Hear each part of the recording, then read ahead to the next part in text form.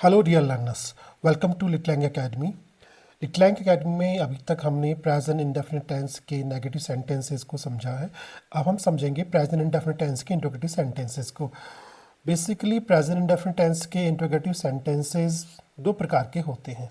अगर हम इसके सेंटेंस स्ट्रक्चर की बात करें तो हम इसको कैसे बनाते हैं। बेसिकली सबसे पहला जो सेंटेंस का हमारा जो स्ट्रक्चर होता है वो यस या नो टाइप क्वेश्चंस होते हैं, यानी कि जिनका जवाब यस में या नो में आता है, ऐसा स्ट्रक्चर। ओके, जैसे हम हिंदी में कहते हैं कि आप खाना खाते हैं, उसका जवाब हो सकता है यस या नो। क्या आप गाना गाते हैं, इसका जवाब हो सकता है यस या नो। क्या आप बुक पढ़ते हैं, तो इसका रिप्लाई हो सकता है यस या नो। तो इस प्रकार के जो सबसे पहले जो क्वेश्चंस आते हैं उनका स्ट्रक्चर कैसे होता है ये हम समझेंगे। तो उसमें डू या डज यूज करेंगे। सबसे पहले हम सेंटेंस में डू या डज यूज करेंगे। डू कब यूज करते हैं, डज कब यूज करते हैं, ये मैंने आपको पहले बताया था, दोबारा हम रिपीट कर देते हैं। डू तब यूज करते हैं जब सेंटेंस में आई हो, यू हो, वी हो या दे हो। इनमें से कोई भी अगर सेंटेंस में सब्जेक्ट हो तो उस केस में हम क्या यूज करते हैं, हेल्पिंग वर्ब डू यूज करते हैं। डज यूज कब करते हैं, जब सेंटेंस में सब्जेक्ट या तो ही हो, शी हो, इट हो या कोई सिंगुलर नाउन। सिंगुलर नाउन यानी कि कोई नेम हो सकता है, जैसे राहुल है सिंगुलर नंबर, ओके, रिया है सिंगुलर नंबर। तो उस केस में उसको सिंगुलर नंबर नाउन कहते हैं और सिंगुलर नंबर या फिर ही, शी, इट के साथ हम डज हेल्पिंग वर्ब यूज करते हैं। तो डू या डज सबसे पहले लगाएंगे, फिर सब्जेक्ट आ जाएगा, फिर वर्ब की फर्स्ट फॉर्म लगाएंगे। वर्ब की फर्स्ट फॉर्म में एस या ई एस का यूज नहीं करेंगे। उसके बाद हम लगाएंगे ऑब्जेक्ट, राइट। इसके बाद जैसे एग्जाम्पल के लिए हम देखते हैं, do you play cricket, okay, you, okay, you plural में जाएगा तो यहाँ पे डू यूज हो जाएगा, do you play cricket, okay. Do they live in Delhi, do they, do plural number के लिए आया है क्योंकि प्लूरल नंबर हमारे यहाँ पे दे है। Do they live in Delhi, okay, ली फर्स्ट वर्ब की फर्स्ट फॉर्म है, एस यस का यूज नहीं करेंगे हम यहाँ पे, okay. Does she teach English, does क्यों आया, क्योंकि यहाँ पे शी सिंगुलर नंबर में है एंड ये आपका वर्ब की फर्स्ट फॉर्म टीच यूज करेंगे, okay. So does she teach English, क्या वह इंग्लिश पढ़ाती है, ओके। इसी तरह यहाँ पे डू यू प्ले क्रिकेट, क्या वो क्रिकेट खेलता है, क्या तुम क्रिकेट खेलते हो। और यहाँ पर next do they live in Delhi, क्या वो दिल्ली में रहते हैं, यानी कि इसका आंसर या तो यस आएगा या तो नो आएगा, राइट। इसी तरह से यहाँ पर भी डज शी टीच इंग्लिश, क्या वो इंग्लिश पढ़ाती है, यस या नो का इसमें आंसर आएगा। Last does Ram go to school, does Ram क्यों आया, क्योंकि यहाँ पे सॉरी डज यहाँ पे क्यों आया, क्योंकि राम यहाँ पे सिंगुलर नंबर है, ओके, सिंगुलर नंबर है इसलिए यहाँ पे डज यूज किया।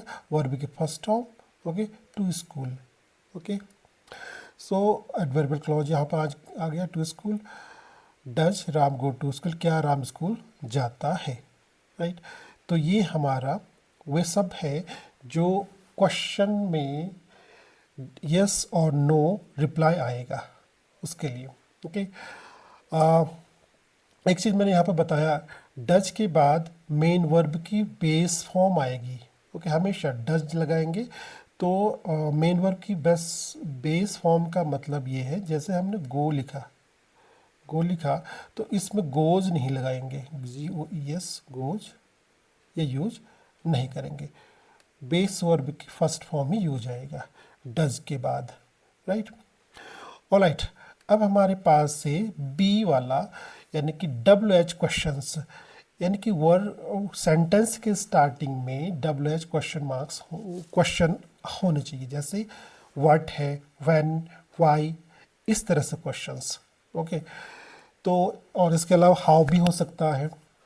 तो अगर ऐसा होता है तो सबसे पहले डब्ल्यू एच वर्ड लगाते हैं, यानी कि क्वेश्चन वर्ड लगाते हैं। अगर हम हिंदी में कहें तो जिन हिंदी के सेंटेंसेस के बीच में क्वेश्चन वर्ड आते हैं, जैसे वे कहाँ जाते हैं, वे क्या करते हैं, कहाँ, क्या, वे क्यों यह करते हैं, क्यों, ये सब आपके क्वेश्चन वर्ड है। और इन क्वेश्चन वर्ड को इंग्लिश में बोलते हैं WH वर्ड या फिर क्वेश्चन वर्ड्स। ओके, तो इस केस में सबसे पहले उन्हीं क्वेश्चन वर्ड की इंग्लिश को सबसे पहले रखते हैं सेंटेंस में। अगर कहाँ है तो फिर WHER, okay, WHER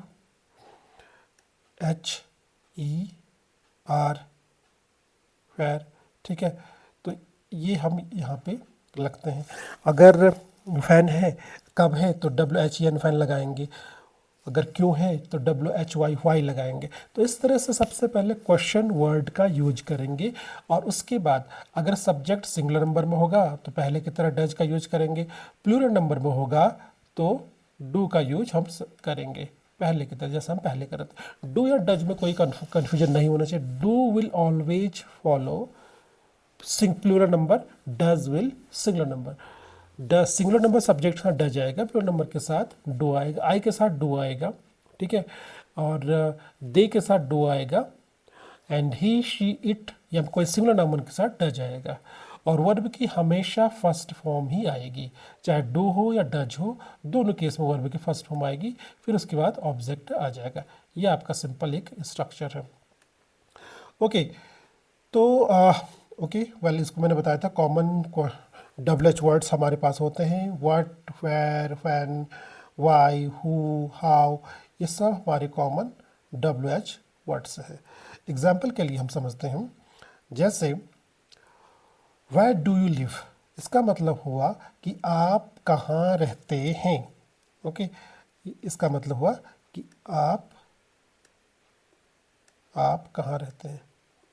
okay, anyways मैं बोल देता हूँ, समझ जाना आप कहाँ रहते हैं। तो कहाँ जो वर्ड है ये सेंटेंस के बीच में आया होगा, कहाँ पे, ठीक है। तो इसी हिंदी में सेंटेंस के बीच में जो भी वर्ड आता है क्वेश्चन वर्ड, उसकी इंग्लिश को सबसे पहले रख देते हैं स्टार्टिंग में सेंटेंस के। So where do you live, आप कहाँ रहते हैं, यू है तो डू आया है, ओके। अगर ही होता तो डज आता, ठीक है। Anyways, why do they laugh, वे क्यों हंसते हैं, क्यों हिंदी वाक्य के बीच में है, और सबसे पहले क्यों की इंग्लिश वाई हो जाएगी। वाई डू दे लाफ, दे के साथ डू आएगा क्योंकि दे प्लूरल नंबर में, लाफ वर्ब की फर्स्ट फॉर्म, SES की यूज नहीं करेंगे। What does she eat, she singular number में है तो इसलिए इसके साथ डज का यूज हुआ, डू का यूज नहीं होगा। ईट वर्ब की फर्स्ट फॉर्म, एस इसमें नहीं लगाएंगे। व्हाट डज शी ईट, वह क्या खाती है। How does she solve the problem, how does he solve the problem, he singular number है तो इसलिए इसके साथ डज का यूज हुआ है, ओके। एंड सॉल्व वर्ब की फर्स्ट फॉर्म है, इसमें एस का यूज नहीं हुआ। तो ये पूरा आपका बन जाता है, ये बन गया आपका how does he solve the problem, right. तो ये हमारा WH वाला। अब एक और स्ट्रक्चर हमारे पास होता है जब WH वर्ड खुद अपने आप में सब्जेक्ट होता है, जिसे हु बोलते हैं, क्योंकि हु से जो आंसर आता है वो सब्जेक्ट आता है, राइट। कौन खाना खा रहा था, आंसर राहुल खाना खा रहा था, आंसर वह खाना खा रहा था, वह राहुल, ये आपका सब्जेक्ट है, okay. So anyways, who word जब भी होता है तो वो अपने आप में एक प्रकार से अफर्मेटिव सेंटेंस की तरह बन जाता है। वो एग्जैक्टली इंट्रोगेटिव सेंटेंस तो होता ही है, लेकिन उसमें डू या डज का यूज हम नहीं करेंगे, ओके। जब भी हम हु लगाएंगे तो डू या डज का यूज नहीं करेंगे, और हु के साथ हमेशा वर्ब की फर्स्ट फॉर्म में एस या ES का यूज कर देंगे, ओके। जो वर्ब की फर्स्ट फॉर्म होगी उसमें एस या ES यूज कर देंगे, ओके। एस या ES का यूज करेंगे वर्ब के फर्स्ट में। एग्जाम्पल के लिए, हु टीचेज यू इंग्लिश, क्योंकि नॉर्मली हमको ये मालूम नहीं पड़ता कि हु से जो हम आंसर मालूम करेंगे वो प्लूरल में होगा या सिंगुलर। तो ऐसी स्थिति में कॉमनली सिंगुलर नंबर वर्ब का यूज किया जाता है। So who teaches you English, okay, आपको इंग्लिश कौन पढ़ाता है, हु सबसे पहले हु आ गया। अब यहाँ पे डू या डज यूज नहीं करेंगे, जब भी डू या डज यूज करेंगे हु के साथ तो वो रॉन्ग हो जाएगा। तो यहाँ पे वर्ब की फर्स्ट फॉर्म और इसमें ईएस लगा दिया, who teaches you English, okay. Next, who plays the piano, who again इसके साथ प्ले में ऐसा लगा दिया है क्योंकि मैंने आपको बताया अफर्मेटिव सेंटेंस की तरह यूज करेंगे इसमें, और सिंगुलर वर्ब की फॉर्म आएगी, ओके, डू या डज यहाँ पे यूज नहीं करेंगे। तो यहाँ पे आपका हु प्लेज द पियानो ये हो जाएगा, ओके। तो इस तरह से प्रेजेंट इंडेफिनिट टेंस के इंट्रोगेटिव सेंटेंस को हमने देखा ब्रीफली। अब इस पर बेस्ड एग्जांपल्स को हम सॉल्व करेंगे नेक्स्ट वीडियो में। तब तक के लिए आप इसको ध्यानपूर्वक देखिए। अगर आपको समझ में नहीं आता है तो कमेंट करिएगा, पूछ लीजिएगा, okay. And till then have a nice time and keep learning. Wish you very happy learning. Thank you.